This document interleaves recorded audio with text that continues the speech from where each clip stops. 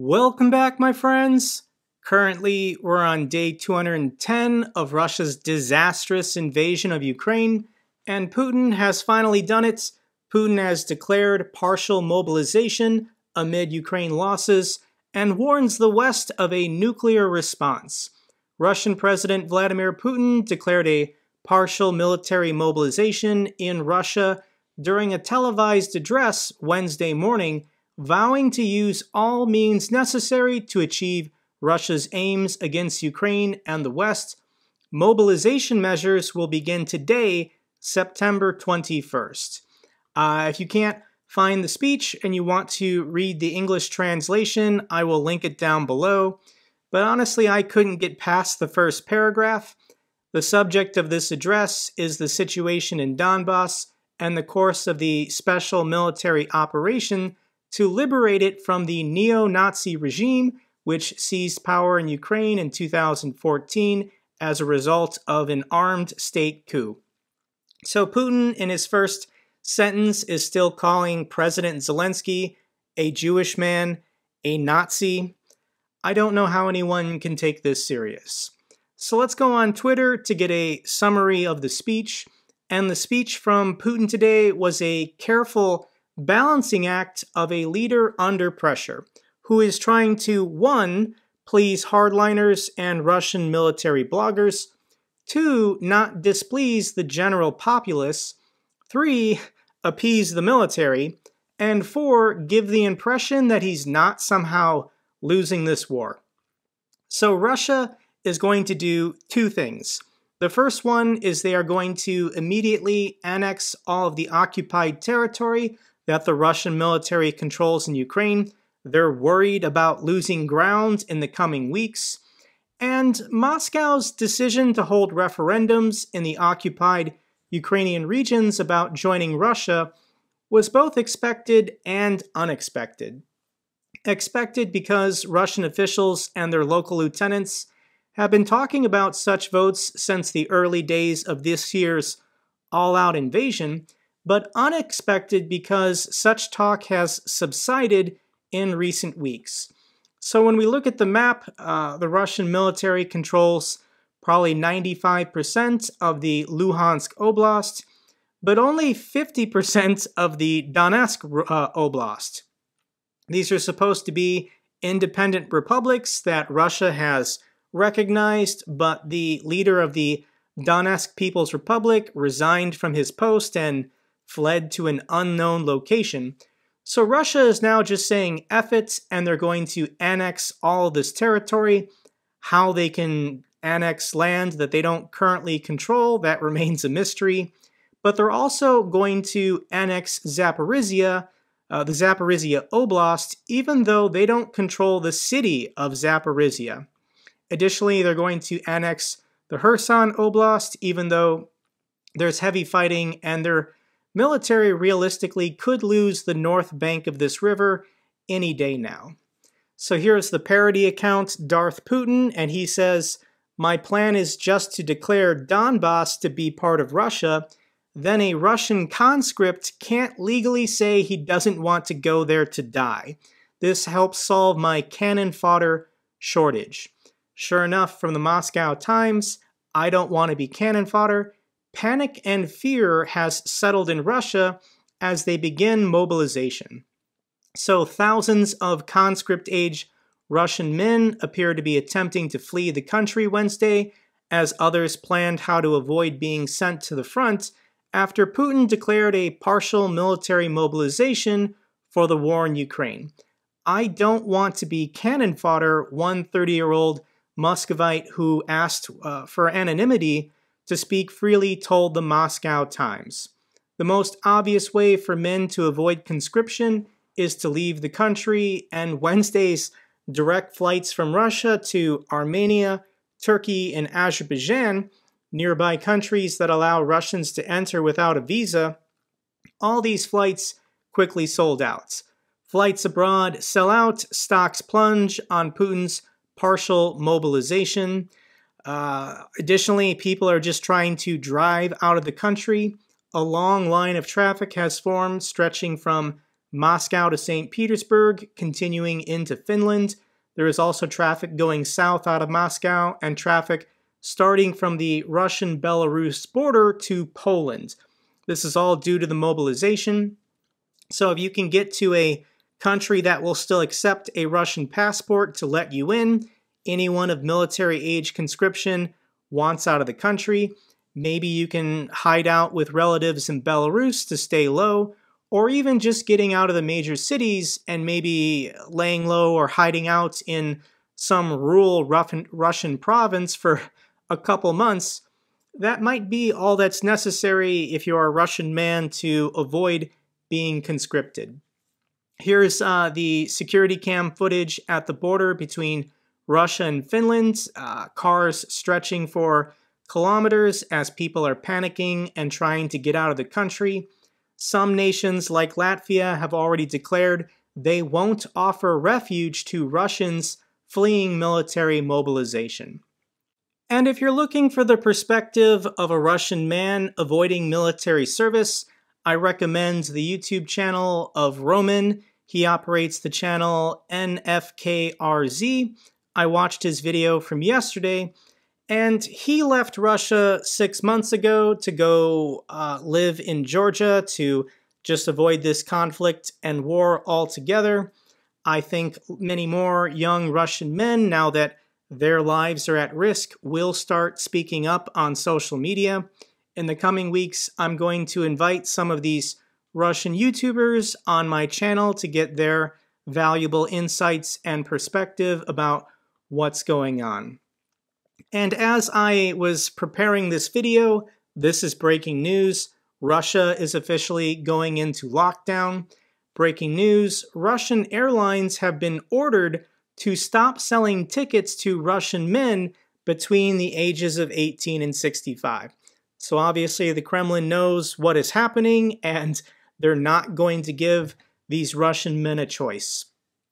And this is exactly what I said would happen in my video 3 days ago. Jewish leaders warned to get out of Russia now.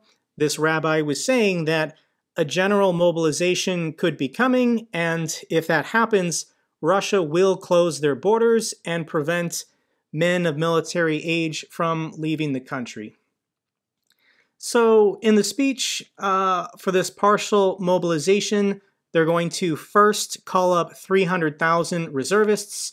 These military personnel are being notified right now, and they're being given 2 weeks to report to their units for refresh training, and then immediately they're going to get deployed to the front lines in Ukraine.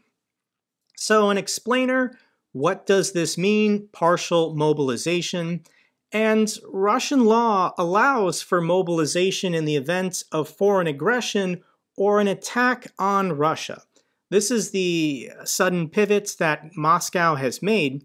They're going to annex the DPR and the LPR and all of the occupied territories and just say it's Russia so that they can force conscripts and they can mobilize reservists to send them to these territories because they're saying, legally, this is Russia now, you have to defend it. This is the first time Russia has mobilized since the 1941 Nazi invasion of the Soviet Union. And when we look at their military reserve personnel, Russia has about 1 million active duty. This is conscripts and contract soldiers. And then they have about 2 million reservists. And the reservists are all prior contracts, prior conscripts that, for some benefits, agreed to remain a reservist. So when they tap these 300,000 men, they're going to go to them first because they don't require as much training.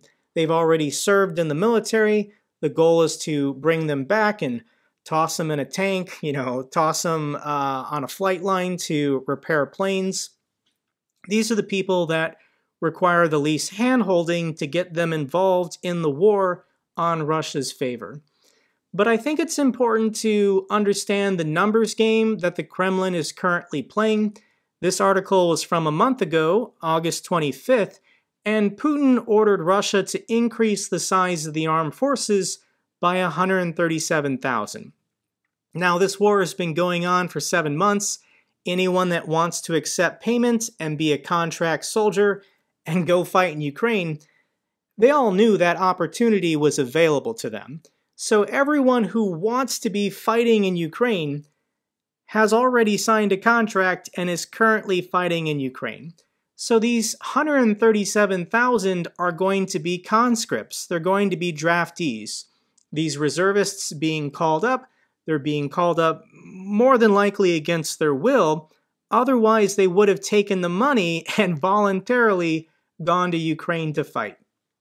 So here is Russia's full military mobilization plan. They're going to call up these 300,000 reservists, people with prior military experience that don't need as much training.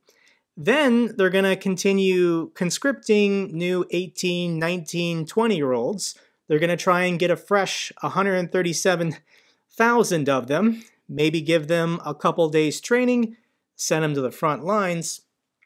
And then I think Russia is just halting anyone from leaving the service. Ideally, to have troops be fresh and effective, you would need to rotate them out and give them a break. I don't think realistically Russia can or is willing to do this. So for conscripts and contract soldiers over the last 6 or 7 months who were supposed to be released, who were supposed to be let go, we've seen these reports and these intercepted phone calls that their end date for military service keeps getting extended. They're being told, you have to wait until October 1st now, you have to wait until November 1st. Realistically, I don't think Russia is going to let any able-bodied man get out of the military. If you have 2 legs and a heartbeat, Russia is going to keep you in uniform, keep you in Ukraine, and hope that somehow you can make a difference. But ultimately, this isn't going to work because all of these troops are poorly equipped, poorly trained, not very motivated. If Russia itself was attacked, if Moscow or St. Petersburg was under siege by a foreign adversary, yes, draftees and conscripts can be motivated to defend their homeland, defend their cities. But this is an offensive war. It doesn't matter if you call Zaporizhia and Kherson Russia. The people there don't like you and don't want you there. This is going to go bad for Russia. And the protests have already begun on day 1. Let me share with you some clips of protests in Moscow and St. Petersburg that happened today.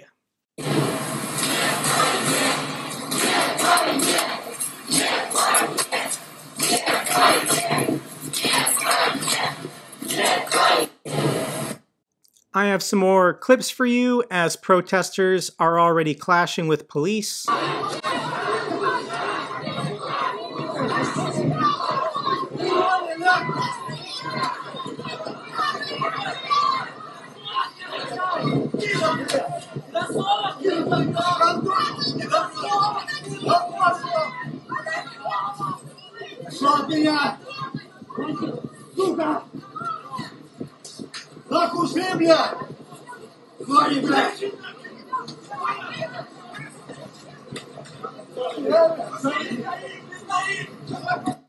These secret police in Russia's major cities, they're all just thugs. They don't care about the people. They're not there to protect the people. They're there to protect the Putin regime from the people.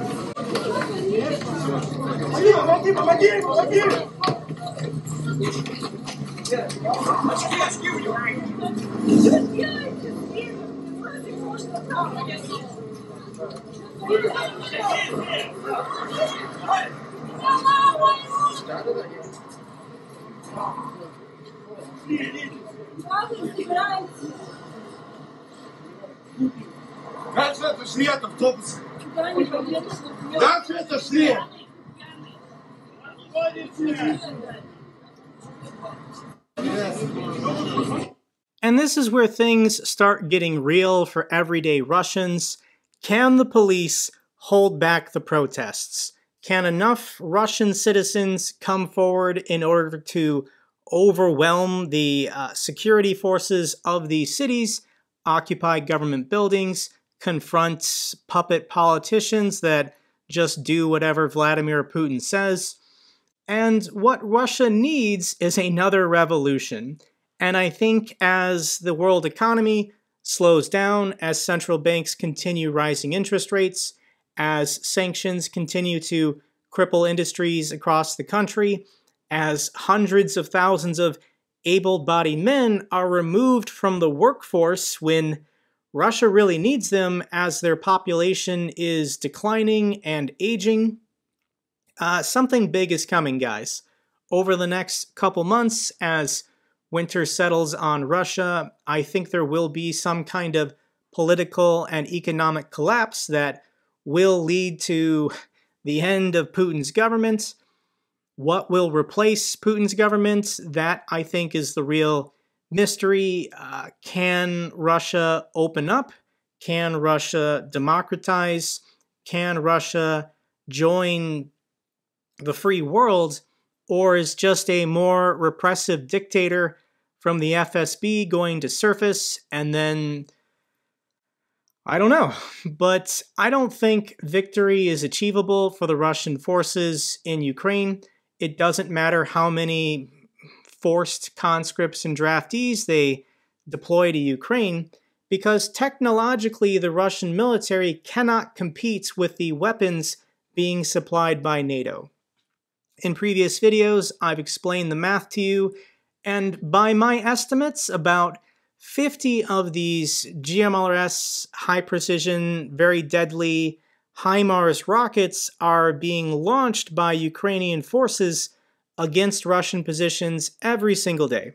Every single day, every single night, these rockets continue to launch and blow up Russian positions, Russian supply lines. This has been going on now for over 2 months, which is why the Russian military is floundering. And it's not going to stop. It doesn't matter if you bum rush in 300,000 conscripts with Mosin rifles from World War II. You cannot stop the heavy equipment coming from the West, coming from NATO.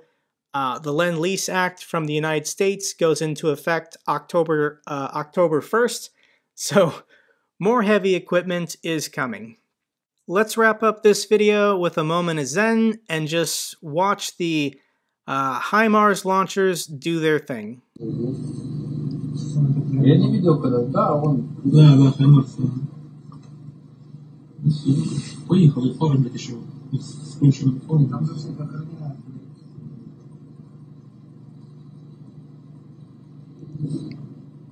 Что так тихо?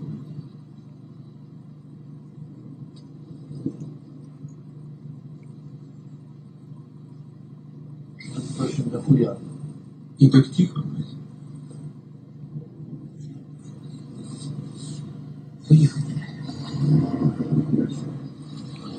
Those missiles just launched represent dozens, if not hundreds, of Russian casualties just tonight. I have a feeling many more will be coming over the coming months. That's all for this update video. Glory to the heroes, glory to Ukraine. If you found this video informative, give me a thumbs up. Subscribe if you haven't already. Comments or questions, let me know down below. I love hearing from you guys. Till the next video, take care, be safe.